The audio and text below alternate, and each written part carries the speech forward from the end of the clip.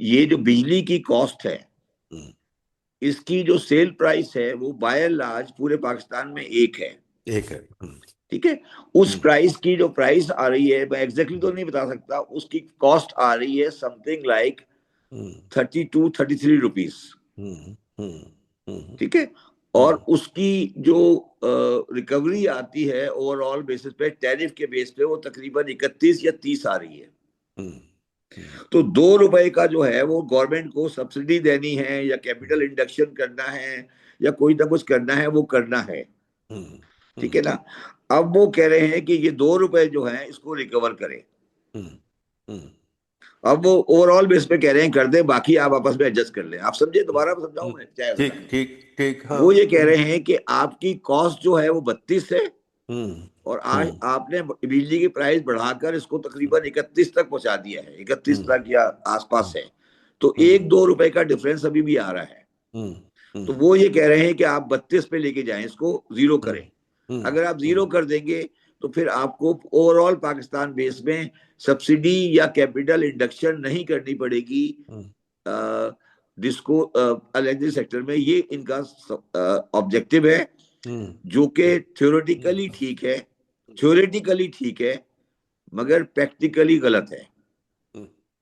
क्यों जी असद साहब, आपका क्या व्यू है? थ्योरेटिकली भी मेरे ख्याल में सही नहीं है। हम्म, बात यह है कि ये कॉस्ट एस्टिमेशन जो है ना, वो भी जो हम करते हैं, जाहिर है जो एग्जिस्टिंग कॉस्ट आ रही है उसमें इनकी जो लाइन लॉसेस हैं, टेक्निकल लॉसेस हैं, चोरी है, और हाई एक्सपेंसिव जनरेशन है। 80% तो कॉस्ट जनरेशन की होती है ना। अब ये सारी जो है ना इफेक्टिवली गवर्नमेंट ने बनाई है, और गवर्नमेंट ने उसको बहुत महंगा बनाया है। अभी तक इसको जो है ना इस तरह की मार्केट नहीं बना रहे कि इफेक्टिव एक रेगुलेटर हो और प्राइवेट सेक्टर में इसमें कंपटीशन हो। ये तो ठीक। पास्ट है ना, पास्ट की हम कॉस्ट रिकवरी की कोशिश कर रहे हैं। हम्म, अब पास्ट की कॉस्ट रिकवरी जो है ना, वो आप कोशिश कर रहे हैं कि बिजनेस से और कंज्यूमर से लें, तो फिर आपकी इकोनॉमी का बेड़ा गर्क हो जाता है। तो ठीक। बात यह है कि ये भी बड़ी पैचवर्क है, इसमें कोई कोई बात नहीं बनी। ठीक। डीप काम नहीं है। ठीक। नया सेक्टर भी देखें ना, पूरा एनर्जी सेक्टर जो है वो इफेक्टिवली गवर्नमेंट कंट्रोल्ड है। एक बिल्कुल तरफ सही। गवर्नमेंट में इसको जनरेट भी वही करती है। ये आईपीपीज जो बनाए वो भी बेसिकली लीज कॉन्ट्रैक्ट्स थे।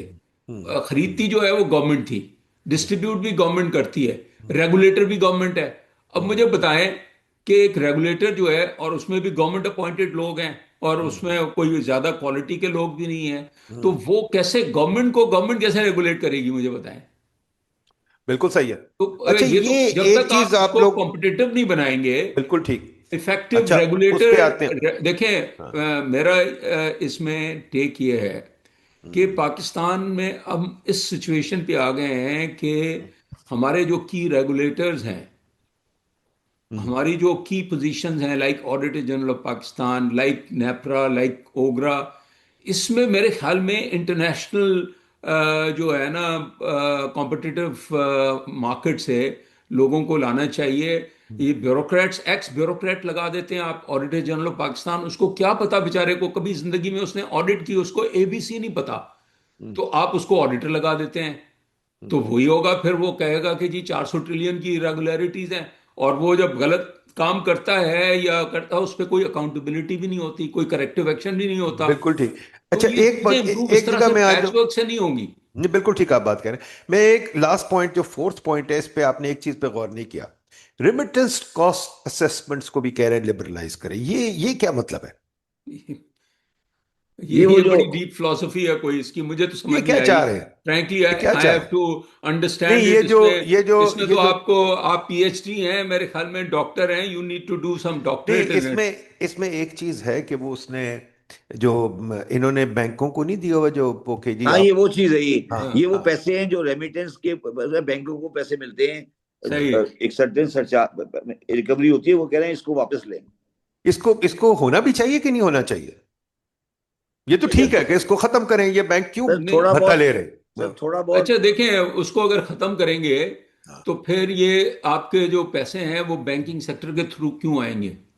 वो आएंगे फिर हुंडी हुंडी के थ्रू आएंगे। आपके बैंक से अगर इंसेंटिव नहीं है वो टाइमली भी मिल जाता है. नहीं वो तो विल द वो तो banks be able to compete?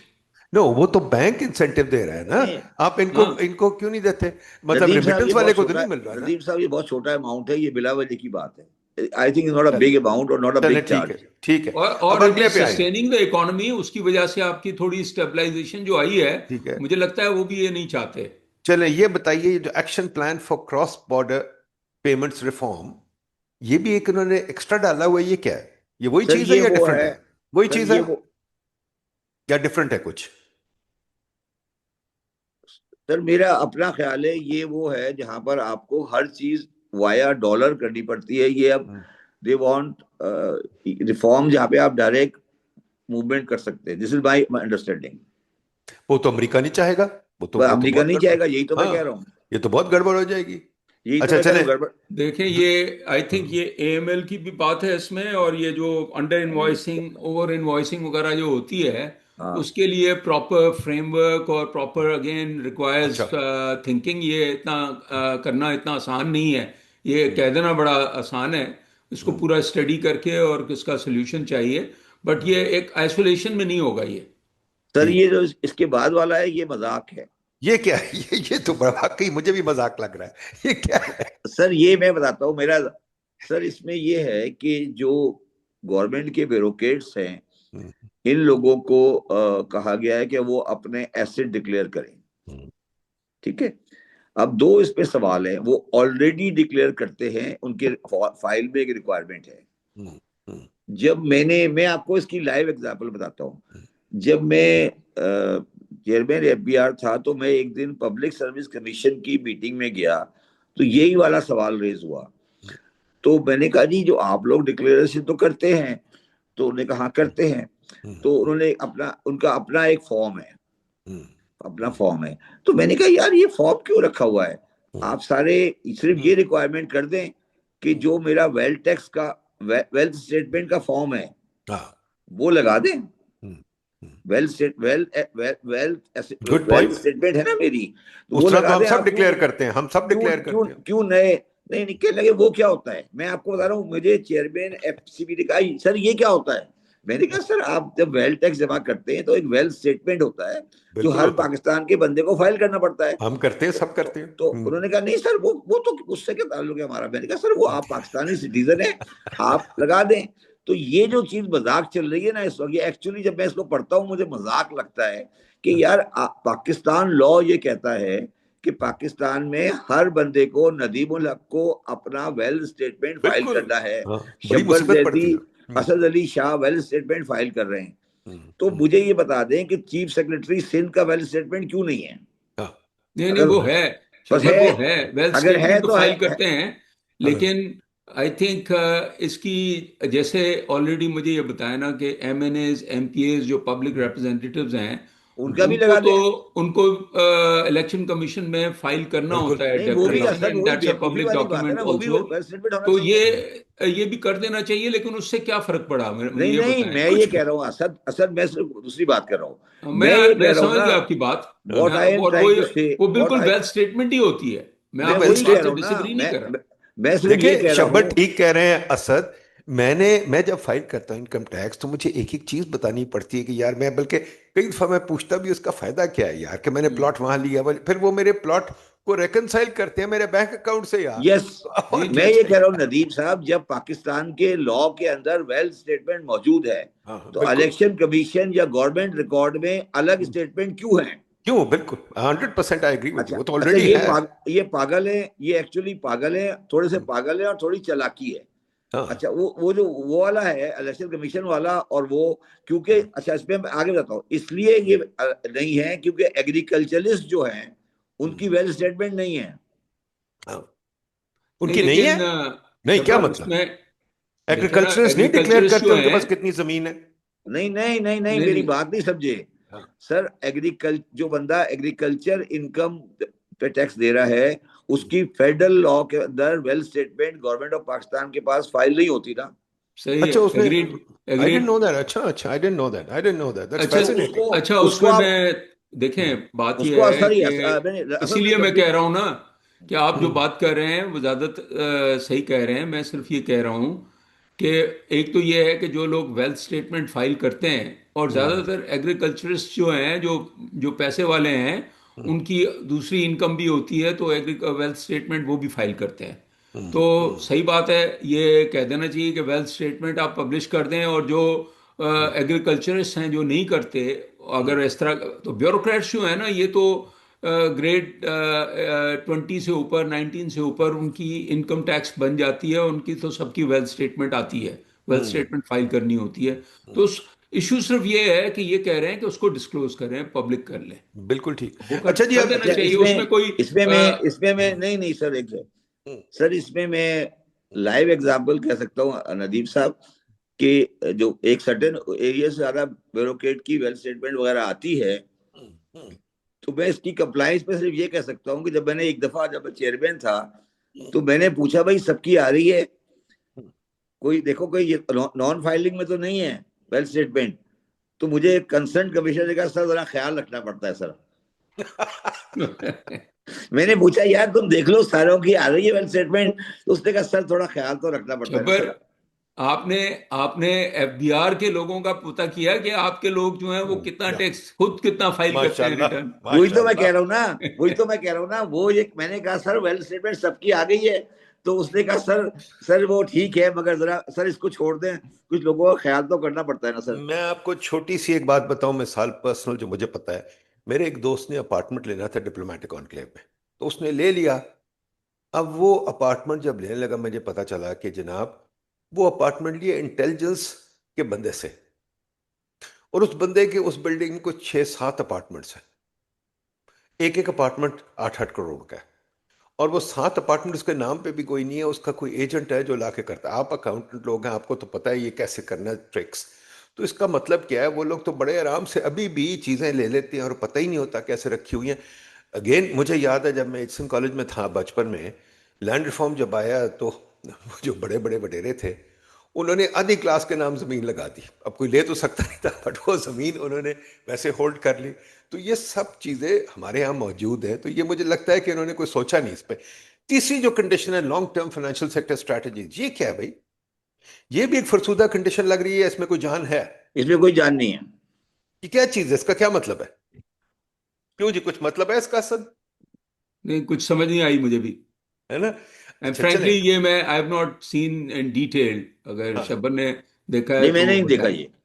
हाँ। हैं। मैंने मैंने भी नहीं देखा ये, लेकिन हम्म। क्या स्ट्रेटजी हो सकती है, आपने देखा है कि क्या, व्हाट आर दे सेइंग?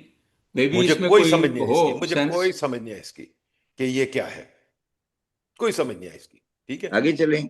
अच्छा जी, अब आगे ये तो खत्म हो गया, अब मैं जो चाह अच्छा रहा मुझे था। एक बात बताएं, अब इसको, हाँ, यह खत्म हो गया ना, हाँ जी। अब अगर हाँ। मुझे इसको गौर से देखें, तो सिवाय चीनी वाला और चीनी वाले केस के, और बाकी तो मजाक ही है ना। बिल्कुल मजाक, आई एग्री विद यू। अब मैं अच्छा, इस चीज पे आना चाहता हूं आप लोगों के साथ, कि ये बताइए, अगर हम इसको कोशिश करें अपने आप, अपना, आप बताइए, supposing you guys were running the program, what would you like to give as the top few conditions? मैं वो लिखना चाहता हूं हमारी ऑडियंस के लिए, कि पता चले कि हम लोग क्या कह रहे हैं, क्योंकि हम आपस में तो क्रिटिसाइज करके तो सिर्फ ना ना भागे। हम कोशिश करें कि हम जनाब बताएं खुद भी कि हम क्या कह रहे हैं। तो मैं पहला ये पहला मैं बताऊं, हम्म, हाँ जी, go dilute ahead। Dilute the role of corruption agencies. Okay, ठीक है। क्यों जी, आगे बताइए। जी, और ये सारी चीजें तब हो सकती हैं जब की पोजीशंस पे, जैसे मैंने कहा कि मेरिट बेस्ड अपॉइंटमेंट्स हों। अच्छा, एक सेकंड, और पहले एक एक एक करके, पहले एक एक करके, हाँ, what do you mean by dilute? क्या करेंगे? मतलब ये जो आपका, आप इसका जो जो आप इसका करते हैं ना, दो चीजें करें। एक हाँ। तो जो आप इसको पब्लिसाइज करते हैं ना, हम्म। आप action, there is more publicity rather than real action. हम्म। हम्म। हम्म। इंडिया में सीबीआई काम करती है, हम्म। सीबीआई कभी ये नहीं बताती कि किसके लिए खिलाफ काम कर रही है। हम्म। जब आप काम कंप्लीट कर लेते हैं, बंदे से रिकवरी कर लेते हैं, जब सब कुछ हो जाता है, जब आप बताते हैं कि ये मैं करने जा रहा हूं। हम्म। ठीक है, अगर आपने फॉर आर्गुमेंट से पीटीआई गवर्नमेंट के किसी बंदे के खिलाफ नैब ने एक्शन लिया है, हम्म। हम्म। तो उसे अखबार में क्यों देते हैं आप? बिल्कुल सही कह रहे हैं। एक और चीज फॉर नहीं एग्जांपल नहीं, कि मेरी अगर बात आप कंप्लीट कर दें। हाँ, मेरा कहना है आप उसके खिलाफ एक्शन लें, उसे अंदर करें, उसके खिलाफ केस करें, रिकवरी करें। जब केस हो जाए, जब पब्लिक में बताएं कि हमने ये किया था। Why you publicise these anti corruption major on the day one, on the day one rather than when it actually materializes. So इसमें एक चीज अगर हम ऐड कर दें, अगर हम ये कहें कि जो अगर किसी की बेइज्जती की है, डेफेमेशन में आ जाए, तो करप्शन एजेंसी भी उसमें नहीं, फिर वही फंस मैं कह जाती रहा हूँ है। ना, हाँ, पूरा प्रोसेस उल्टा है ना हमारे हाँ, पास।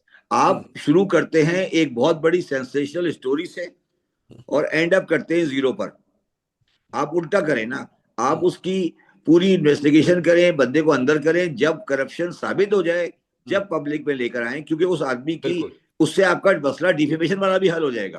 हम्म, देखिए ना, आप तो अखबार में देते हैं ना, पहला पहला काम आप ये करते हैं, जाके अखबार में दे बिल्कुल देते हैं बिल्कुल कि नहीं, सही जी कह रहे मैं हैं। मैंने। मैं तो थोड़ा सा उससे और आगे जाऊंगा। क्या? पहली बात तो ये है कि ये जो करप्शन एजेंसीज अगर ठीक कराना चाहते हैं, हम्म तो हम्म आई थिंक ये आयरलैंड और यूके, कई मुल्कों में हम्म एक इंडिपेंडेंट एजेंसी वो करते हैं जो कि इम्पैक्ट असेसमेंट करती है, इन ऑर्गेनाइजेशंस की असेसमेंट करती है। हम्म इसमें मैं एंटी करप्शन एजेंसीज हो गए, रेगुलेटर्स हो गए, हम्म उनकी इंडिपेंडेंट असेसमेंट तो करें कि वो कितनी इम्पैक्टफुल है।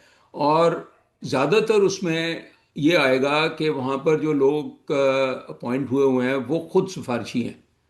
अगर वहाँ पर जो है ना, एनीवे मैं कह रहा हूँ कि एक तो ये कि इम्पैक्ट असेसमेंट होना चाहिए, उस बेसिस ठीक। पे उनकी इम्प्रूवमेंट होनी चाहिए, या री इन्वेंट करें आप, या जो भी करें, नंबर वन। चले। हाँ, नंबर टू, उनकी जो है, अगर ये मेजर जैसे एंटी करप्शन एजेंसीज ने अगर किसी को जेल में डाल दिया, किसी को के ऊपर 100 बिलियन रुपीस का या इतने बड़े केसेस किए हैं, यार किसी को तो एग्जाम्पल बनाओ कि इस तरह का गलत जो है आपने क्यों बनाया। नहीं, अब ये जो उसको जब तक आप उसके इन्होंने ऊपर जो देखिए देखिए अकाउंटेबिलिटी। नदीम इन्होंने जो साहब। बंदों को जेल में रखा है, फॉर एग्जांपल मैं आपको पर्सनल बात बताऊं। मेरा कजन है, आप सब जानते होंगे, इमरान उल हक, जो बेचारा वहां शरीफ आदमी कराची में बैठा हुआ है, पीएसओ का चेयरमैन लग गया, सीईओ लग गया था। उस बेचारे को 3 महीने जेल में रखा है, कोई चार्ज नहीं, कुछ नहीं। ये 3 महीने जेल कौन उसकी देगा? यू नो कौन उसको नहीं नहीं, मुझे कॉम्पनसेट मुझे करेगा? एक बात बताएं ना नदीम साहब, मुझे एक बात बताएं। आपने मेरे खिलाफ एफआईआर की? आई नो, बिल्कुल, हाँ। नहीं नहीं, मुझे आज तक नहीं मिली। और वो ठीक है, अगले दिन विड्रॉ भी और हो गई। न्यूज फैला दी, अच्छा, न्यूज पूरे तुम्हारे नहीं पाकिस्तान में फैला दी। इनके नहीं, इनके विड्रॉ भी हो खिलाफ गई। हुई। नहीं, मुझे आप एक बात इनके बताएं। इनके ऊपर जो मुझे है आज चार्ज था हाँ, कि जी इन्होंने रिफंड दिए, गलत करेक्ट। रिफंड दिए एक बड़े इंस्टीट्यूशन को। हाँ, और वो इंस्टीट्यूशन का जो आदमी थे उनके ऊपर कोई नहीं एफआईआर। तो इसीलिए अगले दिन उनको विड्रॉ करना विड्रॉ पड़ा। नहीं करनी नहीं, पड़ी। मैं ये कह रहा हूँ सर, मैं किसी और बात, मैं ये कह रहा हाँ, हूँ कि हाँ। मेरी जो एफआईआर थी वो मुझे आज तक रिकवर में नहीं मिली भी मिली। नहीं, वो मिली नहीं भी नहीं। मिलती नहीं यार, किसी मिली, को नहीं ठीक है, मिलती। नहीं। मगर और मुझे पहले लगता है अखबार वो में आ गई। सोशल यार नहीं पाकिस्तान देखें, ये एफआईआर का सिलसिला मैंने बहुत देखा है, ये नहीं आपको नहीं, खुद असद एक मिनट, निकलवानी पड़ती है ना। असद मुझे बात कंप्लीट करने दो। हम्म, मैं ये कह रहा हूँ मुझे आज तक नहीं मिली। अब बिल्कुल मुझे उस आदमी को अकाउंटेबल करना चाहिए साइबर एक्ट में, बिल्कुल जिस आदमी ने उस एफआईआर को पब्लिक डोमेन में चलाया। बिल्कुल बिल्कुल बिल्कुल सही कह रहे हैं। दिस इज द अच्छा, प्रॉब्लम ना, मुझे अच्छा, कोई आगे प्रॉब्लम आए। नहीं है। चले, एक तो ये आ गई। अब मुझे बताइए, व्हाट आर योर नेक्स्ट? अगर आपने फंड प्रोग्राम इस कंडीशनैलिटी को रिवाइज करना हो, तो एक तो चले आपने ये चीज डाल दी, पर अब मुझे कोई ठोस चीज बताएं कि इकोनॉमी कैसे रिवाइव होगी। अच्छा क्या फंड प्रोग्राम, फंड को देखें, फंड भी ये देखेगा, उसको क्या एडवाइस करें कि क्या अच्छा, करना अगला चाहिए? लिखें, अगला हाँ, लिखें, बताएं, अगला लिखें। बताएं। Rationalization of the total tax incidence on business. Rationalisation of total tax on Total business, tax ठीक है। incidence. ठीक। Tax ठीक। incidence. हाँ, ठीक है। Tax incidence on the businesses. ठीक। Total जरा tax incidence. जरा प्लीज एक्सप्लेन ओवरऑल करिए। टैक्स पॉलिसी मतलब ये है कि ये कह रहे हैं कि ओवरऑल इम्पैक्ट कितना आ रहा है बिजनेसेस पे। वो इस जो टैक्स रेट हैं, डायरेक्ट इनडायरेक्ट, वो बिजनेस कोई कर भी सकता है पाकिस्तान में कि नहीं कर सकता। ये कह रहा हूं अब मैं देखिए, आज। इस पे सॉरी, मैं I fully agree with you, but इस पे जो मसला है ना, वो ये है कि फंड ने ये तो कहा है कि इसको आप स्टडी करें और हमें अगले वट एवर कह रहे हैं, मेरा ख्याल 1 साल में हमें दे। एक प्रोग्राम आप कैसे ठीक करेंगे?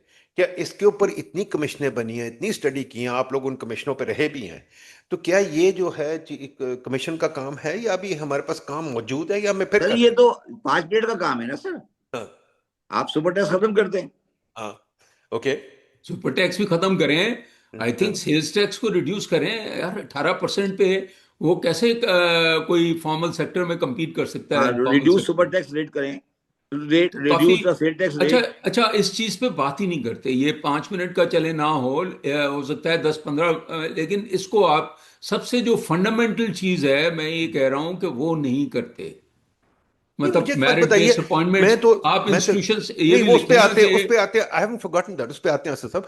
My point is very simple. ये बताइए कि रैशनलाइजिंग की जो आपने बात की है, सुपर टैक्स, सेल्स टैक्स, मुझे एक बात बताइए, जो इतने बहुत विदहोल्डिंग टैक्सेस हैं जो कभी रिफंड नहीं होते, ये इनका क्या है? विदहोल्डिंग टैक्स, आप मुझे, आप तो बिजनेसेस चले रिफंड बड़ी मुश्किलों से ले लेते हैं, सर एक उस पे गरीब लिख दे, आदमी। मगर मैं अगली चीज पर आ रहा हूँ।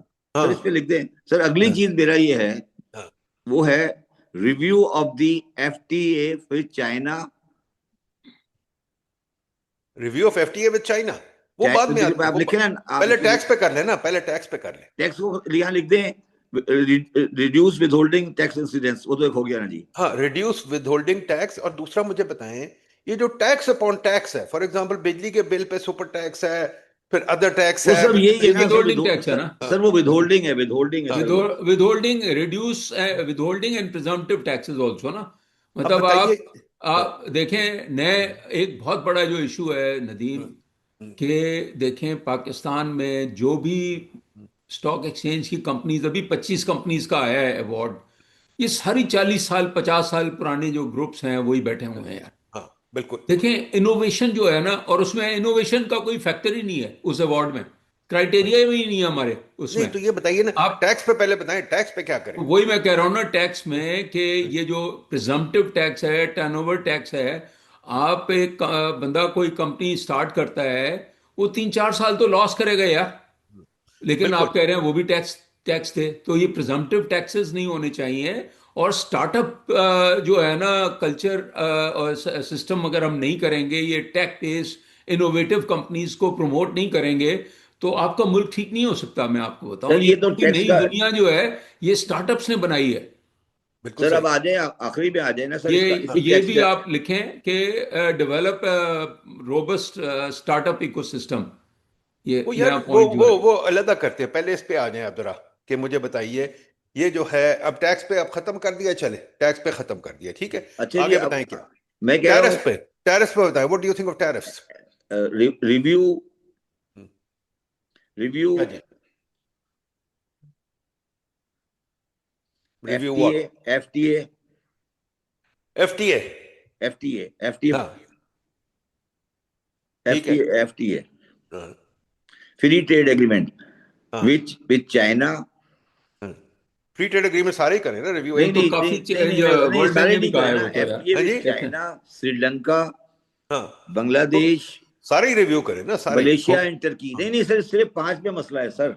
अच्छा, क्यों पांच में क्यों है? सर वो इसलिए कि हमने उनको प्रेफरेंशियल ट्रीटमेंट देकर अपनी इंडस्ट्री तबाह कर दी है। China, Bangladesh, Sri Lanka hmm, hmm. And Sri Lanka और टर्की, बांग्लादेश के साथ तो इतनी ट्रेड नहीं है। China, China would be the key thing. And Malaysia and Turkey, अच्छा। हम्म।